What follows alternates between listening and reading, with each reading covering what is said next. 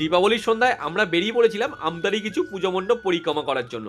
আর আমরা প্রথমে চলে আসি আমতা কলাতলার এই মহাপ্রভুর সঙ্গে। আর এবছর আমতা কলাতলার মহাপ্রভুর সঙ্গে থিম দিল্লির লাল কেল্লা। এরপরই সোজা চলে আসি আমতা মল্লগ্রামের সুন্দর একটি পুজো মণ্ডপ পরিক্রমা করার জন্য। আর এই মণ্ডপটা দেখতে পাচ্ছেন কতটা সুন্দর কিন্তু সাজানো গোছানো হয়েছে, জাস্ট অসাধারণ লাগছে এই পুজো মণ্ডপটাকে দেখে।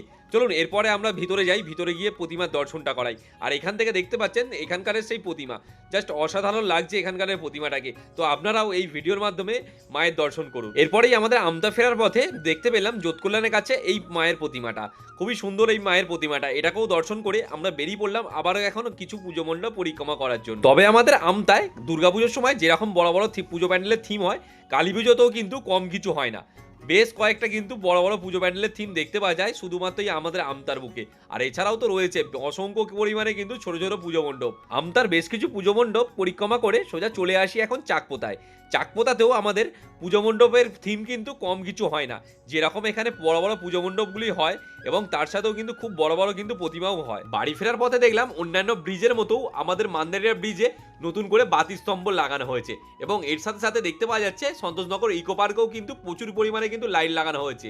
যদিও ইকো পার্কের লাইটটা অনেকদিন আগে থাকতেই ছিল এবং নতুন করে লাইট লাগানো হলো আমাদের মান্দারিয়া ব্রিজে। আর এই সৌন্দর্যটা কিন্তু খুবই অসাধারণ একটা পরিবেশ লাগছে এই রাত্রির দিকে।